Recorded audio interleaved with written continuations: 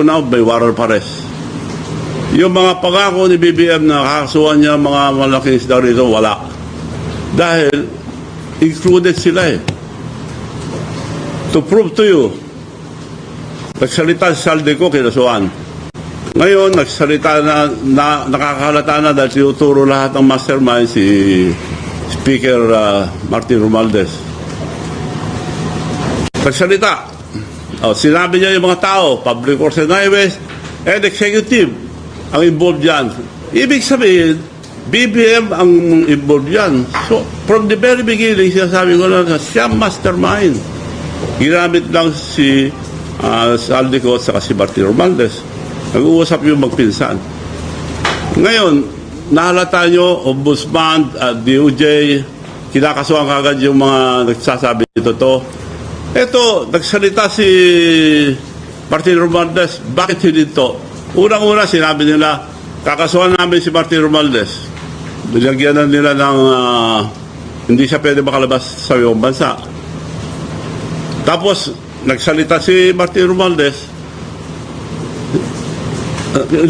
sinabi niya, executive, liwanag, ang executive, BBM, siyang mastermind. Pero, ngayon, wala na. Bakit hindi sila nasagutin ng Ombudsman, DOJ, at Presidente, bakit hindi nagsasalita? So, ibig sabihin, nag-aregluhan na, nagtakutan lang. Dahil lalaglag nila si Martin, kung ilaglag niya, sasabihin niya mastermind. Yun lang yun. Para tayo linuloko na ating nakikiusap po ako sa ating kababayan, hindi yung mabuti dahil puro diversion ginagawa nila. Dinilito lang tayo lahat. Kaya ginawa ko na mula nung inisnab ako ni BBM sa Japan, nagtaka ako kung bakit. So, record ko lahat yung speeches nila, lahat yung pinupunta nila, lahat yung ginagawa. So, napagtama ko na mabuti naman at inistab ako, meron na silang gagawin. So, dinokumento ko lahat ang Public Works and Highways, record po galing sa Malacanang and Public Works and Highways 2. Isa lang muna sasabihin ko ngayon para di marito ang ating kababayan. Di ba sabi niya noon, 2024, I built 5,500 flood control. Palakpakan ng Congress. Nung dumating bagyo, nabaha tayo. Sabi niya, binintangan niya ang kalikasan at mga taong bayan, hindi marunong magtapon ng basura. Yun ang nagbara. Paano magbabara ng basura sa buong Pilipinas? So, before 2025 suna, nag-press con si BBM sa isang media na sinasabi nila na mabay si BBM, gusto niya makipag-reconcile kay Duterte, ayaw kong kaaway, maraming kong kaaway, gusto ko kaibigan. Tapos, mayroon media na naglaglag na grabe na ang nakawan sa ating bansa. Mga porsyento ng mga congressman, porsyento ng mga senador, grabe. Dapat ang pwedeng magsalita lang dito, BBM, he should denounce it now, right away. So, yun lang interview sa kanya, yun. So, 2025, nilaglag na para bakit? Lalabas na eh. Sa dami ng ninakaw, hindi po mapagtakpan lahat. So, sisigaw na yun, ninunahan niya. Linabas niya sa asulan niya. Maya naman kayo, mga nagnanakaw ng kaban ng bayan. Kaya kako kagad sabi ko, dapat tayo ka mo dahil included ka eh. Kasama ka. May Alzheimer ka yata, sabi ko noon eh. So, true enough, ngayon, lumalabas na. So, ito nangyayari sa ating bansa, linuloko na po tayo. At nakikiusap po ako sa ating kababayan. Suportahan niyo po ito dahil totoo po ito. Hindi po gago lahat ang Pilipino. Para lang tayong gago kung di natin ituloy ito. Mga senador natin, tinawag ako, nagpunta ako kay Senator Lacson. Gusto kong tumestigo dahil marami kong nalaman ako. O sige, sabi naman niya, gumawa ka ng affidavit mo. At isubmit mo sa April 7, 14 nalabas ka na. At April 7, before 5. April 7, umaga, nandun na ako sa yacht club, nag-aantay dahil umaga wala naman sila doon. Alauna, pupunta na ako doon mag-antay. Alas 9 or alas 9 yata, dumating yung sulat niya dito sa bahay na cancel. Paano ko isasubmit yung affidavit ko? Tapos kinancel nila, ang rason, hindi ko raw sinadmit ang affidavit. So, nagtataka ako. Palagay ko, hindi na itutuloy yung pagpunta ko sa Senado. Kaya dito na ako magsusumbong sa taong bayan. Kung totoo yung sinasabi nila na walang nangyayari sa ating bansa, kalukuhan, bakit hindi nagsasalita ngayon yung mga congressman, mga senador? Bakit pinagtatakpan? Involved ba sila or may usapan ba sila? Yun na lang, recently, nagsalita na si Martin Romualdez, aliwanag. Executive ang involved. Pinangalanan niya lahat, yung public and highways. Wala naman nag-iimbestiga. So, linuloko po tayo. Ulitin ko, ang mastermind, BBM. Dokumentado ito yung budget ng Public Works and Highways ng 23, 24, 25. 25, binugbog nila doon. Kinuha yung pera ng hindi dapat galawin, yung PhilHealth. Ang laki kinuha doon. Pinabalik sa Treasury para may magamit doon. Insurance, PDIC, ang liwanag, kinuha nila para punduhan yung mga flood control. Mga kababayan, wala pong flood control na 5,500 na sinabi ni BBM. Iniikot ko na buong Pilipinas. I am the president of the Mayor's League of the Philippines and still the emeritus president. So I have contacts with all of them. Naging president na rin ako ng Councilors League, Governors League. Natawagan ko almost everybody. Walang project na 540. 5,500 project. Now, isa lang ilalabas ko ngayon para hindi ko malito. Doon na lang sa Ilocos Norte. Ang project nila doon, ang nakalagay nung una, flood control project ni Sandro Marcos, 540. Pinalit-palitan nila yan, tapos ilito yung ano, pero na-document namin, na total of 15.7 billion ang napunta sa distrito niya, hindi duman sa region, diretso. Kaya hinati-hati na ron para hindi na ibid ng public ang region. Dokumentado po lahat to. So mga babayan, niloloko na po tayo. Anong gagawin natin? Manunod na lang tayo.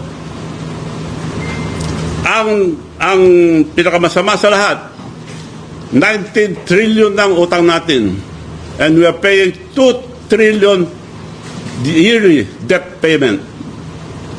Ano mangyayari sa ating bansa, mga kinabukasan ng mga bataan? Pati hindi pa pinanganak, may utang na. No way na makabaon na po tayo kung di natin sila pahinto itong kagawan na ito. Kailangan sama-sama po tayo. Itong sinabi ko ito, suportahan natin para malaman natin ang totoo ang nangyayari sa ating bansa. So, marami pa ako sasabihin, yun lang muna, dokumentado po lahat. Yung ibang ginagawa nila. Noong pang Senator si BBM, may kaso na. Si Lisa Marcos, siya nagpapatakbo isa ngayon, marami rin ginagawa ngayon. Even when Senator pa lang si BBM, nakikialam na, may mga ginagawa na si Lisa Marcos. So ito ang nangyayari, ang binuto natin, wala silang puso. Wala na hiya-hiya. Puro sinungaling ang sinasabi nila. So mga babayan, magising po tayo, nakikiusap po ako sa inyong lahat. Suportahan po natin ito para hanapin ang katotohanan. Yun ang gusto ng tao, ang Senate, wala namang ginagawa. So, I'm appealing to the Senate. Tingnan niyo po itong sinabi ko. Kung hindi totoo,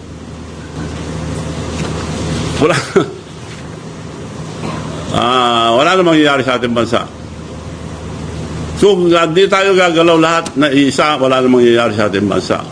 So dokumentado po lahat to. Si BBM ang mastermind. Ang liwanag yung sinasabi ni Martin Romualdez. Involved ang executive. Sino executive? Marcos, BBM. So siya po ang mastermind. Ni-recruit lang nila sa Celtic ko para gumawa, gawin yung mga marami nito, mga flood control, lahat ng flood control lang po ito. Yung mga ibang departamento, ang dami po. O wag na tayo mawala sa flood control. Marami pa yung mga iba. Puro nakawan po. Yun lang po masabi ko ngayon para hindi malito ang ating kababayan. Sa susunod, mas marami po. So, if you have any question para masagot ko.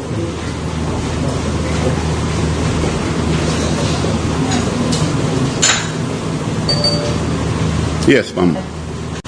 Bob, yun nabanggit niyo po na affidavit kasi yun po yung reason kaya hindi natuloy yung pag-appear niyo sa So, kailangan po ba? Nasaan yung ano?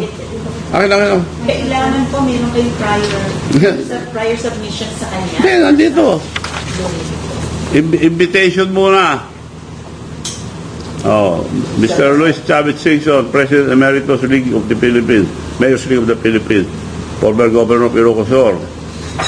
Invitation and request for affidavit in the matter of sinabi rito.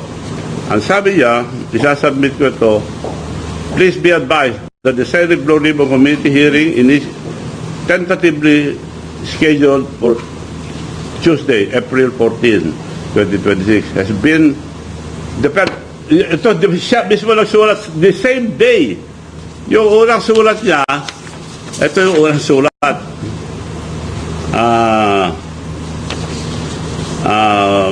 Governor Chavez Singson, greeting. Pursuant to the above captioned subject matter and your request to testify on flood control anomaly dated 16th of March 2026, we respectfully request your honor to submit on or before 5 p.m. of April 7. Nandun ako ng umaga. Nag-aantay. Kumain ako sa yacht club. Alauna, pupunta na ako. May dumating na surat ng umaga. The same date. Kinansel niya 7. Oh. The committee has deemed it necessary to reschedule the public hearing contingent of the mitigation of the current national energy emergency. Kung anong rason sinabi. Dokumentado ko lahat. Gusto ko. Naka-ready yung affidavit ko. Mayroon akong affidavit. Nandun na ako noon. Walang tao ng umaga doon. Wala sila eh. Saan ko siya submit? Sinunod ko lang yung gusto ni Senator Lacson.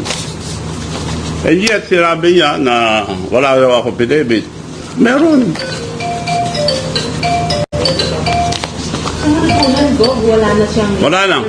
Kaya wala na akong pag-asa na makarating pa sa Senado. Ayaw nila malaman ng totoo. So, ito po ang katotohanan. BBM is the mastermind. Involved lahat sila, Saldico and Martin Romualdez. Yung mga public officials, ginamit lang lahat yan. Kasi pag nagbayad yung contractor, binabayaran kagad ang public officials highways. Bayad agad. Hindi pa tapos. Kaya maraming ghost project. Only in Ilocos Norte, probinsya ni Presidente na supposed to be a model. 100 flood control project, 540 ang nakalagay ng una flood control project. Total of 15.7 billion. For 23, 24, 25. 25, binugbog na nila doon. So, iba pa yung 22. Nung nag-umpisa sila, nag-umpisa na doon. So, ito lang 23, 24, 25 para maliwanag. Ilocos Norte, first district lang. Office of the Department of Public Highways, diretso sa first district local para wala ng bidding. Hinati-hati na kasi bawal doon malalaki. So yung 15.7 billion hinati-hati nila doon sa daming contractor. Meron nga isang ipapakita namin yung isa hindi magtama. At saka karamihan wala. Ghost project. And meron man substandard. i-video nyo nga. Parang sa video para makita nila. Ito, Tumayan natin yung ilang larawan na kuha ng team na pinadala ni Ginoong Luis Chavez Singson sa Ilocos Norte para inspeksyonin, iberipika at alamin ang katotohanan sa mga social media report na maraming flood control projects sa Ilocos Norte ang wala, sira, substandard at maanumalya. Ang una niyong matutuhayan ay kuha sa Barangay Casili, Lawag City, Ilocos Norte. Ito ay isang flood control project na nagkakahalaga ng 47,022,160.24. Ito ay galing sa GAA 2025 at ang konstruksyon nito ay dapat nagsimula ng February 2025 at natapos noong September 1, 2025. Ito ay may contract number na 25AA0475. bayad na po yan. Isa sa mga larawan na ang sinisimento ay putik at ang bakal na ginamit ay substandard. Ang sukat nito dapat, ang kanyang kapal ay dapat 200 mm. Pero makikita nyo sa mga larawan na ito ay 70 mm lamang o 2.76 inches.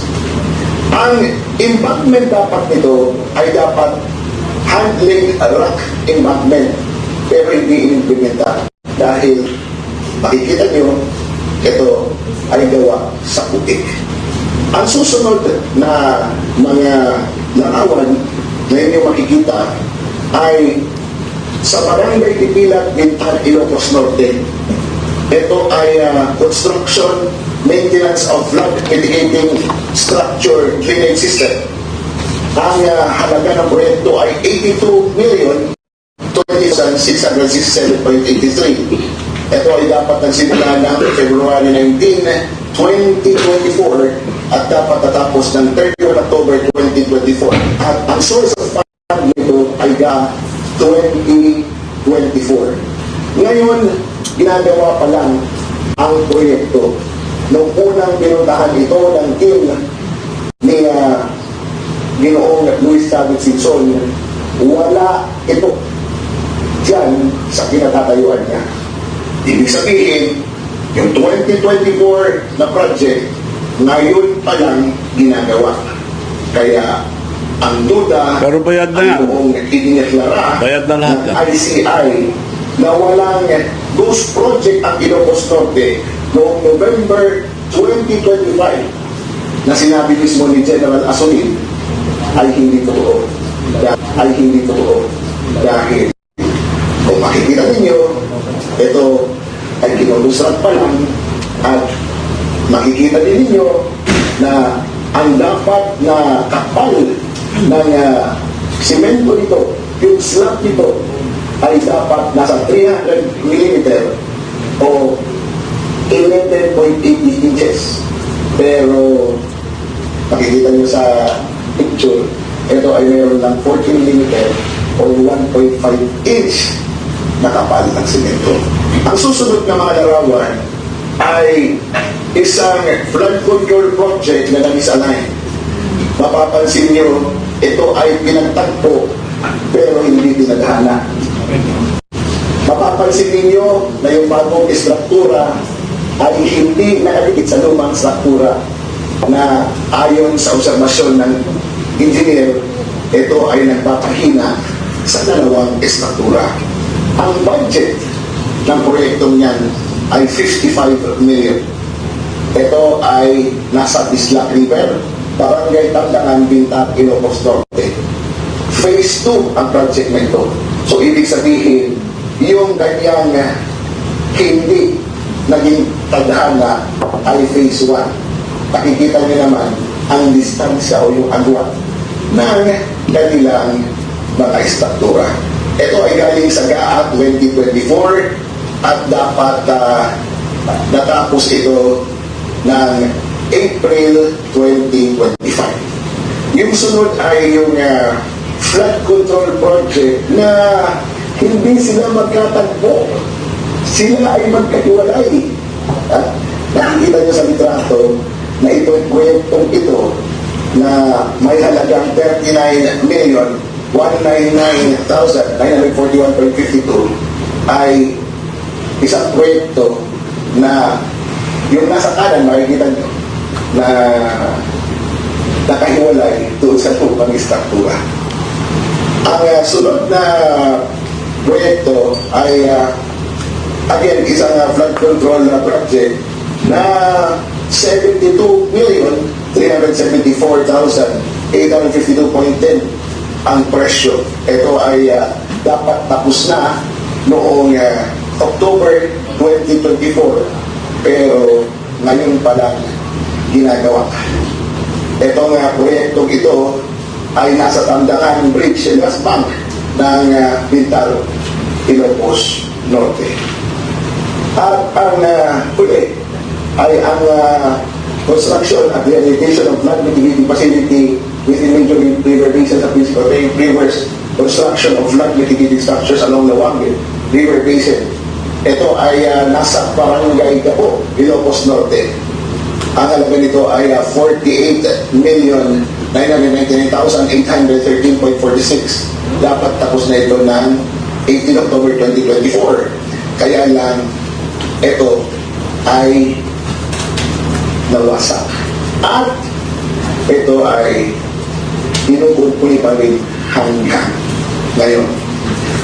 Ayon sa ating reliable sources na ang anim na contractors na ginamit dito sa mga proyekto, karamihan ng mga proyekto sa Ilocos Norte ay una yung 1116 Construction Corporation na pag-aari ni representative ng mga anak ni Congressman Ferdinand Beltran ng Magsasaka Party List, ang owner ng Third Star Builders Contractor, isa sa mga 11 contractors ng anumang proyekto na binanggit ni Senator Pinanson sa kanyang privilege speech. Yung iba naman ay gawa ng Metropolitan Builders and Construction Supply na pamamayari ng Mayor ng Lawag, Ilocos Norte na si James Brian Q. Alcid na isang political protege ng mga Marcos. At ang BJMB Construction and Supply na pag-aari ni Julio Benvenido E. Maramao na may opisina sa Antipolo City. Finally, ang sinasabi ay meron 551 ang ibinawin sa First District Ilocos Norte. Ngunit hindi mahanap lahat ng team na pinadala ni Governor Luis Chavez Singson ang mga flood control projects at pinagdududahan na ito ay mga ghost project. Ipapakita namin yung isang mapa kung saan makikita niyo yung kabuuan ng mga flood control projects sa buong Ilocos Norte First District Engineering Office.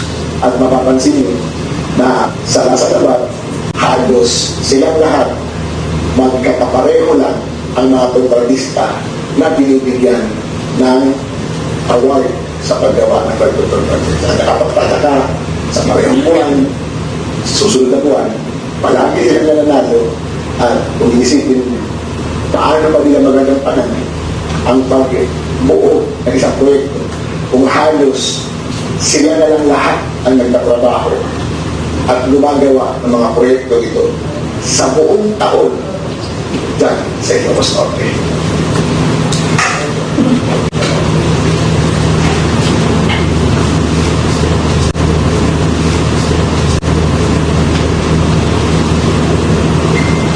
Yun pong sa district lang binibid para inaayos nilang bidding doon. So, hindi na dumadaan sa region diretso. 15.7 billion, 23, 24, 25, pero about 22 doon nung bago upo sila. Kukunti lang yun.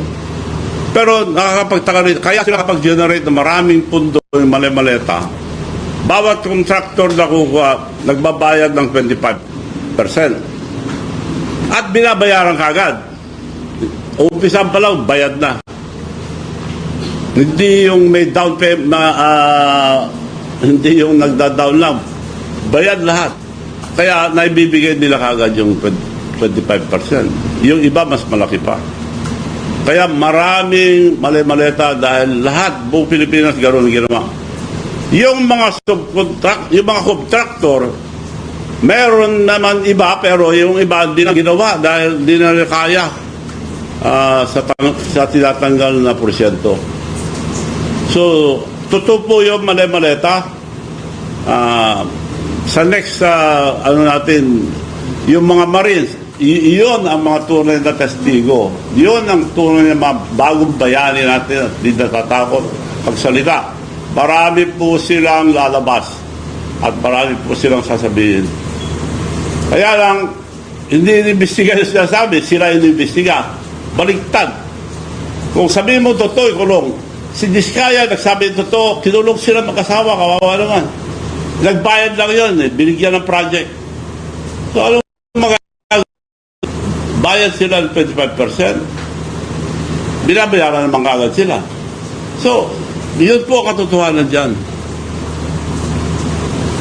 So, yun po ngayon, sa ngayon, marami pa po mga kalukuhan ang Marcos family. So, sa next, I hope, imbitahan ko kayo lahat sa susunod na press con, ilalabas ko lahat para marami pa. We are only talking here about flood control. Lahat, halos pinapatulan nila lahat ng pera. Marami po.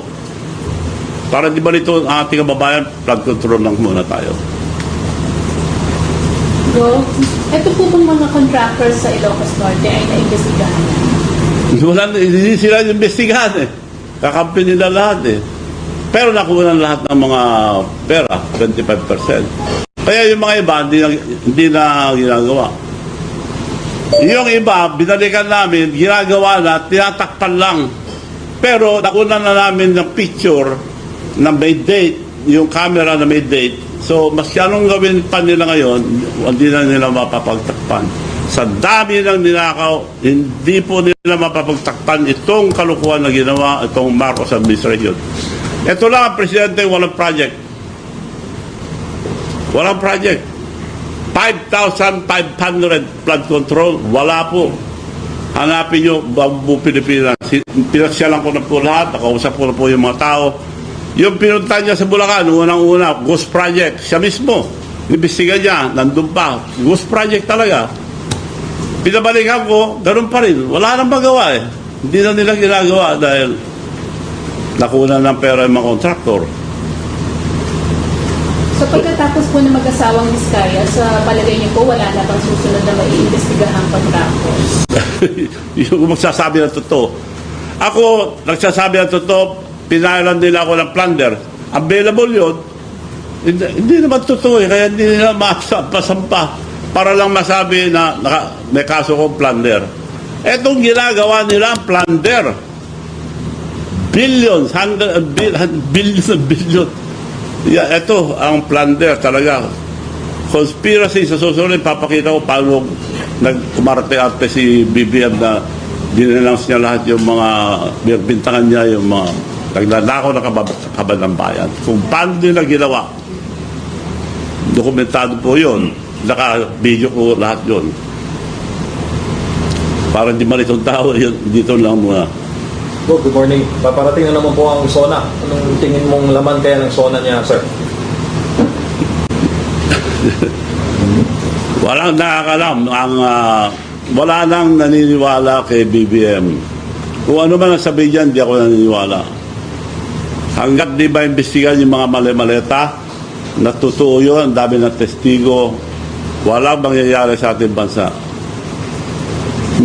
Tuloy-tuloy ito kung hindi natin sila pahintuin, kung hindi imbestigahan yung mga wala nang batas eh. Nasaan yung busban? Bakit hindi nila imbestigahan? Sabi nila kakasuhan si Martin Romualdez. Bakit wala nang tahimik na sila? Dahil may involved ang presidente. Suminto na eh. Kakasuhan namin. In fact, binigyan na yata ng order na hindi pwede lumabas. Bakit tuminto na sila? Natakot sila kay Martin. At hindi na rin tinuloy ni Martin dahil pareho sila eh. So, hindi kaya dahil kung 5 or 3% pa lang ng SOP na pratis sa palasyo, kaya sila nagsalita para ibunyan yung flood control. Nagsalita si? Hindi kaya dahil kaunti na lang nakarating sa palasyo, mga 5 or 3% na lang ng SOP, kaya sila nagsalita dahil yun. Wala, hindi sila sinasagot. Wala. Bari wala. Ibang sinasabi nila. Hindi, hindi sila siguro sasalita kung malaki-laki na pupunta sa kanila. Wala. Dead man nila ito. Hindi nila sinasagot. Well, natin natin. Inahamon ko sila na sagutin nila ito. Bakit hindi nila sagutin yung mga sinasabi ni Martin Romualdez na involved ang executive? Executive, si BBM yun eh. Bakit hindi nila sagutin? Bakit hindi tuloy nakasuhan? So, nagsisinungaling yung Ombudsman kung hindi niya nakasuhan si Martin Romualdez. Kaya walang perfect crime. Dokumentado lahat to. Mahuhuli sila dahil sa dami ng ninakaw. Ngayon lang nangyari sa ating bansa ito. Pero kawawa mga Pilipino, tayo. Utang natin 19 trillion, 2 trillion yearly and debt payment, lumalaki na lumalaki. Wala silang concern dahil katapos ng term, tatakbo yan. Huwag tayo pumayag po. Kailangan maimbestiga po ito sa tulong ng lahat. All sector, religious organizations, and also the military and police, alam niyo nangyayari, bakit kayo tahimik? Kung tatahimik kayo, history will judge you. Bakit kayo hindi gumalaw nung nagnakawan ng ganitong kalaki? May budget ba? Or kung walang budget, bakit di sila tumulong? Sabihin nyo lang kako na ayaw nyo grabe korupsyon. Yun lang hiningi ko sa mga Armed Forces of the Philippines, PNP. Sabihin lang nila, ayaw namin grabe korupsyon. Huwag nyo sabihin, withdrawal support. Hindi, I dare them. Wala pang sasabi. Dapat magsalita sila dahil kung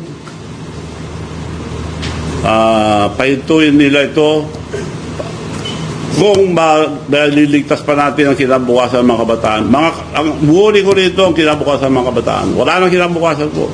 Babagsak itong gobyerno natin. Masisino pa uupo. Bakit nila binabadali si impeachment ni Inday Sara, yung priority na tanggalin mo na yun para wala silang kalaban sa 28. Kung makakalusot sila.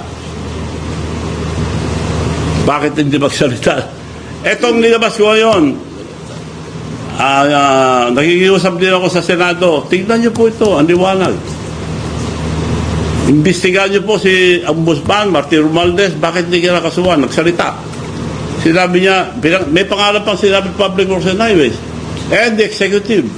Hindi ako isa na bababa dito, sabi niya. Takutan lang eh. Natakot si Marcos, natakot ang Ombudsman, hindi na kinasuhan. Kung totoo, kasuhan nila. Bakit sila tahimik? Dahil maliwanag pa sa buwan. So mga kababayan, nakikiusap po ako, suportahan natin po itong mga sinabi ko para mapahinto lahat itong graft and corruption. Di po, walang hinto ito. Flood control lang ito. Ibang department, mas marami pa. Sir, ano pong aasahan namin ng mga susunod na hakbang po po ninyo? Well, kung di sila imbestiga, marami pa ako ilalabas. Pero hindi muna, para hindi mawala ang issue ngayon, flood control. Wala na akong pag-asa mapunta sa Senate eh. Dahil kinansel nila, wala nang notice. So ayaw nilang malaman ang katotohanan. Kaya sa taong bayan na ako nagsusumbong. Sir, ano po yung reaction nito sa pupush po ng tambagang Sara, Inday Sara is Hindi ako tatakbo, Vice. Hindi ako tatakbo. Nagpapasalamat ako sa sumusuporta, pero if ever natatakbo ako, it's either Senate or local. Pero definitely hindi Vice. Hindi ako Vice. Walang trabaho ang Vice eh. Senate, para tignan ko yung mga nakawan sa Senado. Sir, sa tingin niyo, sapat po ba yung ginagawa niyang pag-iimbestiga sa flood control o kulang na kulang? Nabanggit din po niyo na parang dinideflect po nila yung issue at hindi ba yung... Kulang na kulang ang... Sa tingin niyo po ba kulang na kulang yung ginagawa nila pag-iimbestiga ngayon? Yung ICI, kakampi nila eh. Si Chairman Reyes, imbestiga pa lang sa Senate. Oy, hindi nyo pwede ilagay yan.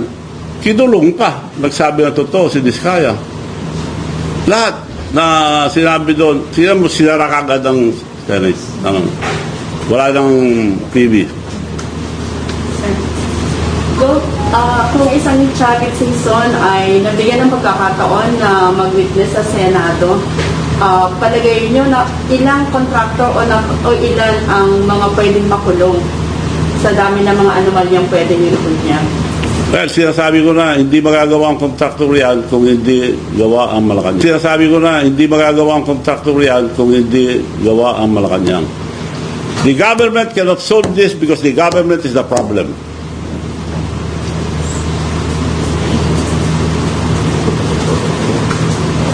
Gov, na kailang rallies naman naging po, pero parang wala pa rin pong nangyayari. Ano pa po yung sa tingin niyo pwede natin gawin kung yung panawagan niyo po sa taong bayan, kung ang gobyerno nga po kung may problema?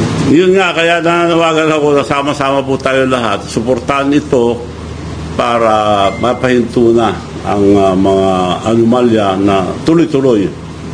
Lalo tayong nababaon sa utang. Isipin natin ang mga future, ang mga kinabukasan ng mga kabataan. Mga nasa Congress, mga naka-Senate na sila dapat makatulong. Titignan nyo yung sasalita sa Congress, kinukulong, kinakasuhan. So lahat ng kinakasuhan. Ako kinakasuhan din, pero fake. Plunder, available yan. Kung totoo yan, di kulong ako. Pero linagay lang doon para may kaso ako sa record. Gov, ganito ko naman kay Jason, sa anong masasabi niyo doon? May nagsasabing silent martial law daw yung ginawa sa kanya. Si? Jason sa po. Dahil inaresto po si Jason dahil sa mga akusasyon niya tungkol sa pagkakasakit ng presidente. Hindi ko na ano yun. Silent martial law ang ginawa. Na maaring maulit pa po sa ibang taga-media. Ina-arresto po yung mga... Kaya na-arresto yung one. Well, nagagawa nila lahat ang gusto nila eh. Basta hindi maganda sa kanila. At papasalamat ako sa mga media na naglalabas ng katotohanan. Yung mga iba tahimik, hindi nilalabas. So, I hope tulong nyo sa ating bansa, isipin nyo kinabukasan ang mga kabataan, future of our children, isipin nyo po. Kailangan ilabas nyo ito dahil yung mga iba hindi lumalabas.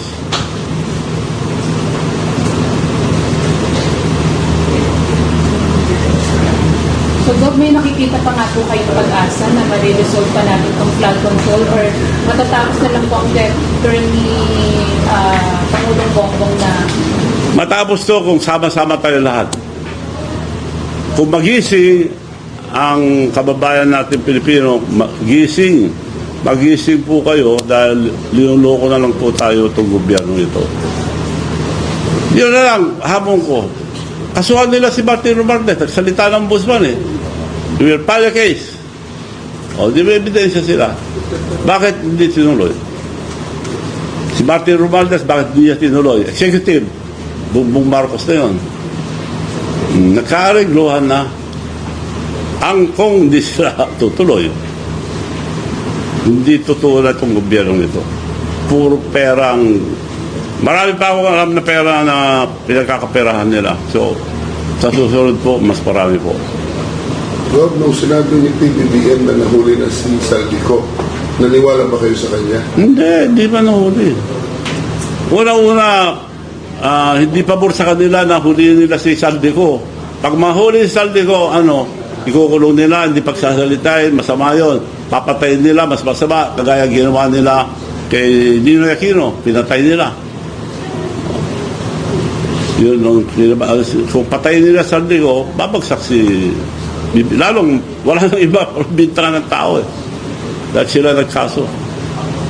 Hindi gagalaw ang DOJ, hindi gagalaw ang Busbang, walang painturot ang presidente. Now, sa paglabas ni Martin, yun, tingnan natin kung sincere ang Busbang, kasuhan nila. Hindi sila nagsasabi na totoo, hindi sila kakasuhan. Madali naman nila kasuhan magsisino eh. So, hindi po sila nagsasabi. Doon natin malalaman na hindi nagsasabi ng totoo ng mga administrasyon. Dahil marami po yan, marami. Kung makita nyo lahat, nakakatakot. Wala silang ginawa kung hindi gumawa ng pera. Kung sabihin ko, pag sinabi ulit ni PBBM na nahuli na si Saldico, hindi kayo maniniwala. Hindi. Hindi inuhuli yun. Mahuli man, hindi pabor sa kanila eh. Huliin nila, magsalita. Testigo yun. Maliban na lang kung gawin nila yung ginawa kay mga Sara mag-asawa. Nagsabing totoo, kinulong na. Anong kasalanan nila, Sara Duterte, Vizcaya, tumupad lang sa utos. Ganon ang ginawa ng gobyerno. Ginamit lahat ng public and highways contractors para mag-generate ng maraming pondo. Magbayad ka ng 25%, babayaran ka agad yung project mo. Pero bawas lang 25%. Yung mga iba, subcontract, lalong walang matitira. So, karamihan, ghost project. We are talking only here of the first district of Ilocos Norte. Wala pa yung second district. Wala rin kami makita ron. So, dito lang kay Sandro, nandito na lahat ng mga ghost project and substandard. Nakita nyo naman, pinakita na namin, dokumentado po lahat. Nasa akin po lahat yung listahan ng project ng 23, 24. Public Works and Highways lang ito. Galing sa Malacanang, galing sa Public Works and Highways sa mga record. Sa tagal nyo na po sa Ilocos, sa pinakita nyo pong picture na nandyan yung mga ghost project o nandyan yung mga hindi natapos na project, nung pinuntahan nyo po, nagpunta po kayo ng wala. Tapos, bakit po nung bumalik kayo after a year, parang may mga tinatayo na mga substandard na project na katulad ng pinakita kanina? Hindi na obra yun dahil may date. Nung pinabalikan namin, may gumagawa, pero putik pa rin ang tinatakpan. Hindi naman putik dapat is bato, sa semento, bakal. Wala. Binandali nila, putik na lang sa semento na. Yun po ba ang reason, Gov, kung bakit nagsasuffer ang mga taga-Ilocos sa pagbaha? Tuwing bagyo, mataas po ang tubig baha. Yun po ba ang dahilan dahil sa mga projects na hindi natapos? Buong Pilipinas. Kaya, ngayon, baha pa sa Bulacan. Sa Visayas, ganoon din. Wala pong sinasabi ni BBM. Kaya hindi nagsabi ng katotohanan si BBM dahil I built 5,000. Harap natin lahat sa SUNA. 5,500 projects. Wala po yun. Yun ang imbestigahan sa Senado. Diba iniimbestigahan eh. Concentration nila yung eleksyon ng 28 para walang kalaban, kasuhan Sara at all cost kung ano yung pinatestigo. Yung tumestigo kay Vice Inday Sara na Madriaga ba yun? Professional scammer yun. Diniscam din ako rito, hinuli ko, pinakulong ko nga eh. Armado lahat sila. Iniscam ako rito, hinuli ko lahat, may mga baril. So, professional yun. At ang madalas na ginagawa yun, papakamatay yun. Iiyak-iyak siya. Nung sa court, pakamatay, hindi matay. So, lahat, hindi na sila nakapili ng credible na witness. At pinaulit-ulit pa sa yung congresswoman na nagsabi, nakatawa pa sila, are you crying? I think you're crying. Gov, anong pang-i-scam na ginawa sa inyo ni Madriana? Hindi, ang pinuntan, nakipag-picture sa akin, tapos nakipagkaibigan, lahat naman ng tao nagpupunta rin, nagpapapicture eh. So, kinaibigan ako, tapos sinabi na, that was during the time, ang kwento ko, yung time ni Noynoy Aquino. Tulungan mo nga ako, itong kapatid ni Noynoy na kapatid sa labas. Daring dalang PSG, hindi PSG, mga scammer. Pero tataka ako, bakit? Hindi, kasi ang daming rason. So, binigyan ko din ng pera, tapos balik sila. Meron kami video, bibigyan namin sa'yo. Dami namin deliver na itong mga witnesses, PSG, na video. Kung totoo yan, sige, bigay nyo sa akin. Pero kailangan gastusan natin. Kung 10 million hiningi sa akin. Ha? 10 million, tapos tinawag ko yung security ko. Bantayan nyo nga lahat to, kapkapan nyo lahat ako. Umamin na sila. Yung kapatid ni Noynoy ang sinasabi, patawarin mo ko, sir. Janitor lang ako sa isang eskwelahan. Natakot ako dahil marami silang baril. So mga scammer, lahat yung PSG puro scammer. Headed by Madriaga. Gov, sa lahat po ng mga nabanggit yung po sa press code, hindi na po dyan sa flood control anomaly, may plan po ba tayo na mag-file ng case sa Office of the Ombudsman? Walang mangyayari sa ombudsman dahil appointee ni Marcos eh. Pagtatakpan nila.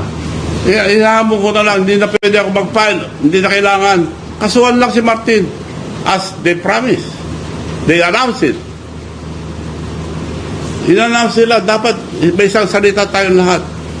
Ako po, hindi ako magsisinungaling, meron ako isang salita. Yun lang pwede ko pang ibang.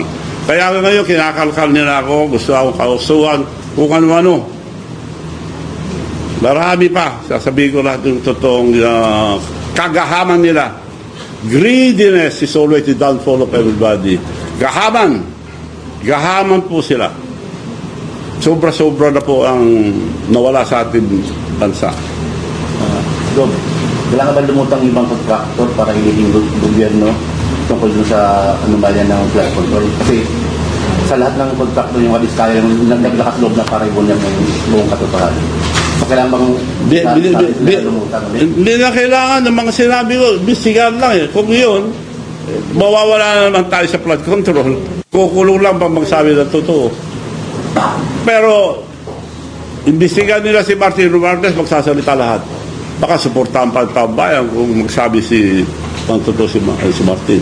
Balang araw, ilalaglag din niya yan eh. Itutuloy niya, pero nasa kamay nila. Kung totoo yung sinasabi, kasuhan na nila. Kung totoo yung sinasabi ni Martin Romualdez, ituloy niya. Hindi nila magawa dahil mastermind si BBM. So maliwanag po lahat ang sinabi mo ngayon. Marami po ako ilalabas.